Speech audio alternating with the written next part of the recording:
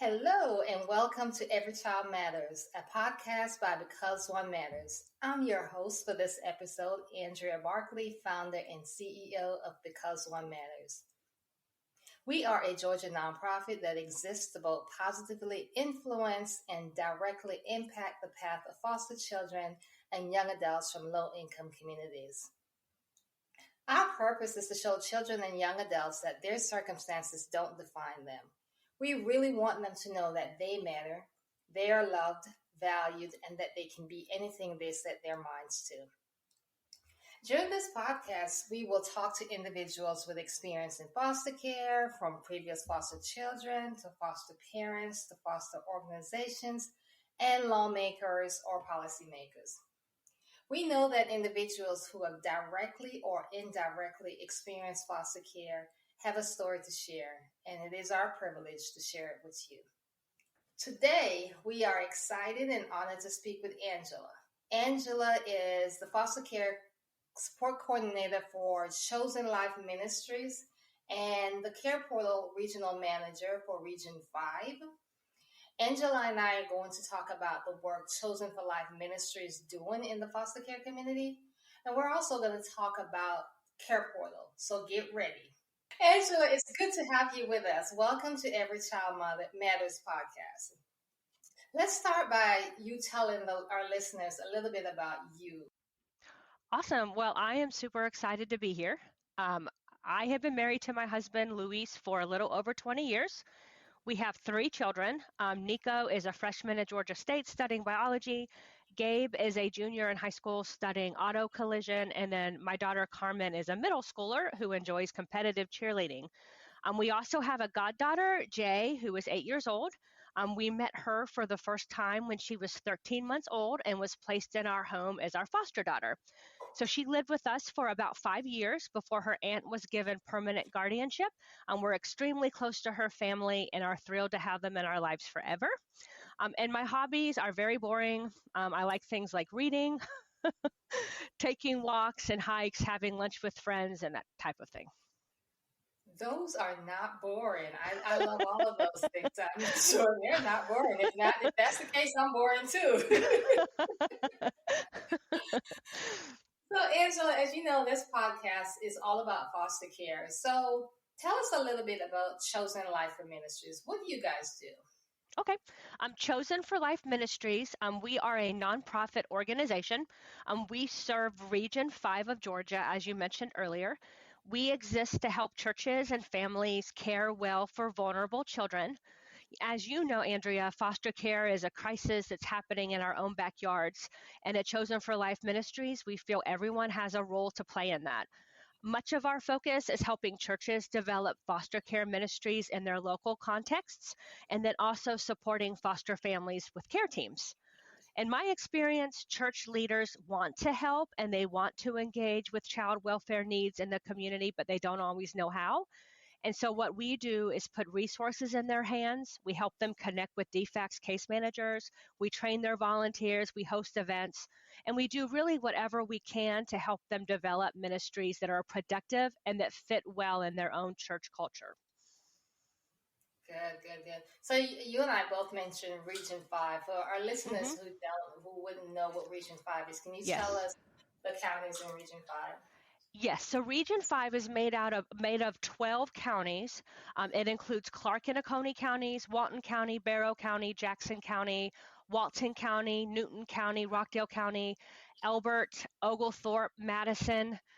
Ooh, you know what? I might be leaving a couple out. Well, they get the gist. It's okay. Yes. Clark and Oconee are in the middle, and then the other counties kind of surround them like a donut. Got you. So how long has Chosen for Life Ministries been around, and can you tell us a little history on Chosen for Life Ministries? Sure, absolutely. So Chosen for Life Ministries has been around for about 13 years, and it started when a couple individuals got together and they wanted to adopt from overseas, and they really felt God leading them to begin a scholarship program in order to help other families adopt. And so that's how we started, really the brainchild and the love child of just a couple families. And as they got involved in that adoption space, they realized, whoa, there's something else going on in our communities too, and that's foster care. And so then they started engaging with that need. But it truly started with just a couple individuals that wanted to make a difference and got together and pulled their time and their resources and their connections to really make a difference. That is awesome. That is awesome. Yes. So let's switch gears a little bit and talk about your role as the Care Portal Regional Manager. So I love Care Portal. For those who don't know what Care Portal is a technology platform that churches, organizations, and individuals can use to meet vetted child welfare requests in our community. Care Portal is used all over the United States, including in Georgia. However, we are just now launching Care Portal in Region 5 because of an agreement the Care Portal has with regional DFACS leadership. And so I'm really excited to be the regional manager for Care Portal. We're partnering with DFACS and with local churches to let people know about what Care Portal is and how they can use it within their churches and within the community to meet needs. One thing I love about Care Portal is although it gives people the opportunity to meet practical needs, it also helps them meet relational needs as well. Many vulnerable families in our community are isolated. And so we hope that through Care Portal, real friendships can be formed across racial, cultural, socioeconomic lines. Because our requests are entered and approved by child welfare workers who know the family personally, volunteers have assurance that they are meeting actual real-time needs. So we really love Care Portal and are excited to see how it's going to be used in our region. That is so awesome, Care Portal. I know we are a part of the Care Portal and we do Yes. grant just to the Care Portal. So I have a question for you. You mentioned that the requests are vetted through the agency DFACS. So if someone, a low income family or a deserving family, is in need, their request could not be put on the Care Portal. They would have to go to the Department of Family and Children's Services. Is that correct? That's a great question. And so we're starting with pretty much only launching with DFACS. So any Gotcha. family that has a DFACS case plan could have their need placed into Care Portal. Right now in Barrow County, which is where we launched Care Portal, where we piloted the program first in Region 5, a lot of the case managers who are using Care Portal are working with family preservation cases. So these are families that have an open case with DFACS, but the kids are still living in the home with the family. And so DFACS is trying to prevent the kids from being removed. As you know, there are so many kids in foster care right now. There are more kids than we have homes. And so we feel like one of the ways that we can work against that is to keep kids that don't really need to be removed from their homes with their families and in their homes. So that's one thing Care Portal can do.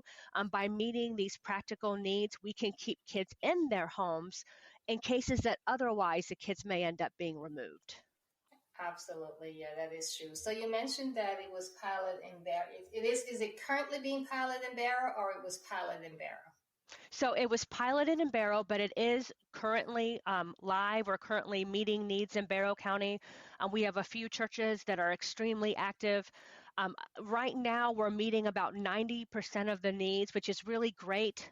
As a regional manager, I've been told to aim at 75 to 85%. And so we're over that, which is really exciting. Our volunteers are engaging. DFACS is really excited about it. We feel really blessed and fortunate that we work with DFACS leadership that's interested in working with the faith-based community. It's not like that everywhere in the United States or even everywhere in Georgia. And so we are so thankful for the relationship that we have with DFACS and that they're willing to work with us. So we're very protective over that relationship and excited to be able to meet the needs of real people in the community. Absolutely, absolutely. Especially when you're meeting the needs of um, helping families to keep families together rather than Yes. putting them in the foster care. So that is so important because, like you said, sometimes kids come into foster care not because their parents are bad, but it's circumstances. Absolutely. And something simple as what you guys are doing is can help that situation. Exactly. In Georgia, 45% of kids come into foster care because of neglect. But a lot of times that neglect is or poverty is driving that neglect, I guess is Uh-huh. how I'll say it. I have a lot of people surrounding me. I have friends, family, church, a support system. So if things go terrible for me, like I lose my job, I have people that will step in. But a lot of our vulnerable families in the community, they don't have anyone. We have individuals that have aged out of foster care themselves, or people who are cut off from their family for a variety of reasons, and they don't have that extended support system. And so when something happens that you and I may be able to push through, and it's still hard, but we can push through it, these families, it's absolutely a game changer. It absolutely changes their lives for the worst. And so when DFAC says, hey, we don't need to remove these kids, there is no abuse going on, there is no abandonment going on. This mom had to miss work because she's sick or whatever. And if we can step in and help pay a light bill or provide a bed or provide a meal or send an exterminator or buy a washer and dryer, we are extremely happy to help meet that need in that way. Keep the kids out of foster care, keep them from being further traumatized, keep the biological family from being traumatized, and keep a foster home open for a kid that really needs it. And so we're really excited to be on that side of the foster care crisis, hopefully preventing kids from going into care that don't really need to be in foster care. That is absolutely wonderful. Yes. I'm going to put you on the spot. You might not know the answers to this, but currently, as of today, how many needs are open on your portal right now? I don't, unfortunately, I don't know that. But there are needs all throughout the United States that get put on Care Portal. Actually, if you give me a second, I can probably pull it up. Hold on. So what we'll do is that we'll take a break. So don't go too far. We'll be right back with more from Angela from the Every Child Matters podcast after the break.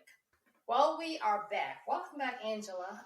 Did you want to share anything else about the stats or anything else before we go into our foster care system in general? Absolutely, I would love to. Just to give a brief update about Barrow County, we launched on November 8th of last year. So far, our economic impact is almost 15,000. We've served about 20 kids, and we currently have 3 open requests. And Andrea, if you don't mind, I would love to share just an example of what a request might sound like for your listeners.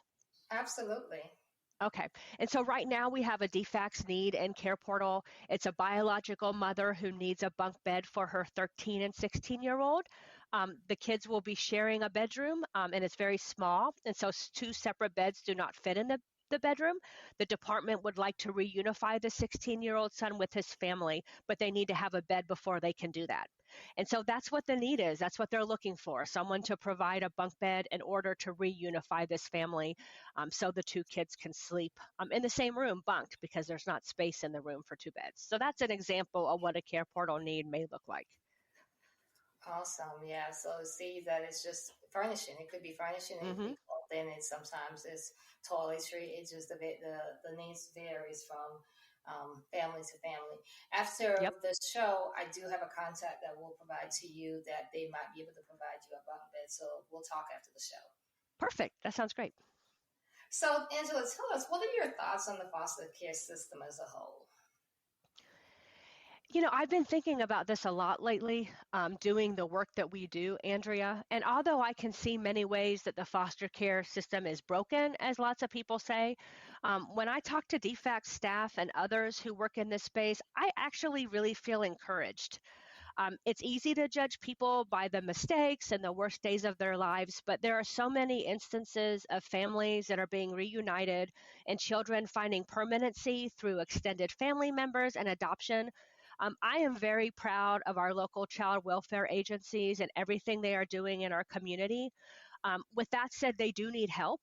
I think as a community, we need to stop seeing foster care as someone else's problem to solve, and we need to be willing to be part of the solution, even when it gets messy. Foster care is messy. Families are messy. Anytime you get involved in foster care, you're going to get your hands dirty. But for the good of families and the good of our communities as a whole, I think we all need to step into the stories of these families. Yes, I love what you just said for the community to stop saying foster care is not their problem. and to get Yes. involved, because everyone can get involved. Everyone can make a difference.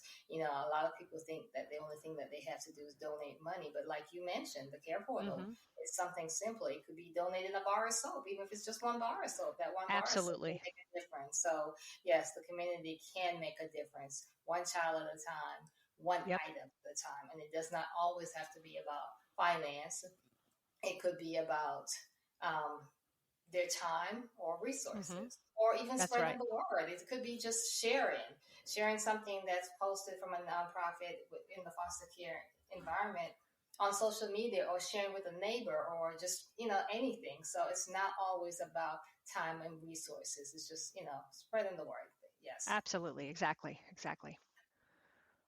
What do you think organizations like us can do to make a difference? I think organizations like us can make a difference by filling in the gaps between what the state provides and then what families actually need. As you know, Andrea, DFACS has limited resources, and so nonprofits like us can help meet needs like providing beds, clothes, and meals. But another big thing that we can do is help meet relational needs. I know your organization is very involved in mentoring. We can have volunteers attend sporting events, visit kids, attend parent-teacher conferences, things like that. Help meet some of those relational needs for our families that are so isolated. Absolutely. And I think partnership with DFACS and other foster care agencies is so important. We can't do this alone. If we partner with other organizations, it would be so helpful and so beneficial. Yes. So tell me, what do you think is the number one reason why you feel that people should get involved with foster care? Um, I think it's the right thing to do. I think that people should get involved in foster care because there's a need. We need people to get involved. It's not something that DFACS can do alone. It's a situation that the whole community needs to bind together to work towards a solution for. It's just the right thing to do to care about families and children in our own community. Absolutely, absolutely. And how can our listeners get involved with Chosen for Life Ministries or the Care Portal? Great. The best way to get involved with us is to follow us on Instagram. They can follow us at Chosen for Life Ministries. That's how you find us. Okay. All righty. All right. Thank you, Angela, for everything that you do to make an impact on the lives of those you serve.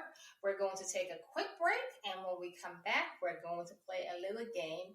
It's actually my favorite game, called Would You Rather This or That? Ooh, exciting. Sounds fun. And we're back. Okay, Angela, we're going to play a game called Would You Rather This or That? I'm going to name two things, and you have to pick one. You have to answer quickly, no time for thinking. Are you ready? I'm ready. I'm ready. Would you rather have the ability to see 10 minutes into the future or 150 years into the future? Ooh, 150 years, I think. Maybe. Might be scary. Might be a scary thing. Yes, it probably would be. Would you rather lose your sight or your memories? Ooh, oh my gosh. Sight. That's Yes, because hard. your memories could say you could visualize if you don't have your sizes. So yes. Exactly. Exactly. Would That's you hard though. rather always have a full phone battery or a tank of gas? Tank of gas.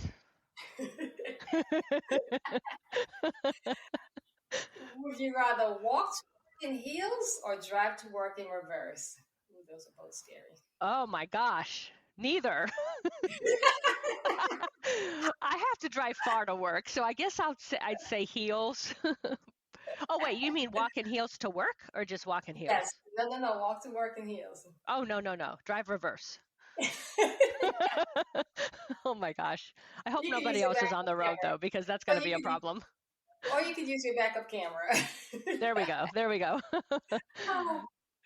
Would you rather lose all your friends but keep your best friend, or lose your best friend but keep the rest of your buds? Oh, keep my best friend. Yeah, yeah, me too. Would you rather win 25,000 or your best friend win 100,000? My best friend win 100,000. Yep, I said that too. Would you rather travel the world for free for 1 year or have Hmm. 50,000 to spend however you please? Probably travel the world, I think. Me too. Me too. Because 50, that, yeah, me too. I want to travel the world. Yeah, so many places I want to see. Yeah. Would you rather lose the ability to read or lose the ability to speak? Oh, That's a tough one, huh? oh my gosh. Man. Ooh. Ooh, I don't know. I love reading so much. Probably speak, Because you could learn sign language. right? And I could write and bother people that There way. you go. Exactly. There are different ways around it. Exactly. I could text people. Yeah. There you go.